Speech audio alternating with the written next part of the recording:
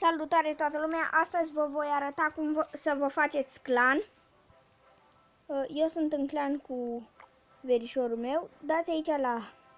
Deci eu sunt cu verișorul meu, da? Chat. Dați pe I. Dați aici, dacă sunteți într-un clan, și dați aici la clan. O să vă apară bara asta. Și scrieți cu cine vreți să fiți în clan. Eu, de exemplu, vreau să fiu cu verișorul meu. Dau aici, join, și sunt cu verișorul meu.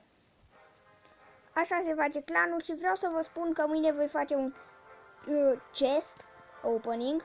Uitați aici, am aici magical chest, golden chest, free chest-urile. Hai să facem acum un free chest.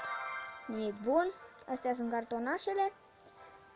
Ăsta a fost un videoclip așa scurt să vă arăt cum să vă faceți clan și ne vedem mâine. Pa!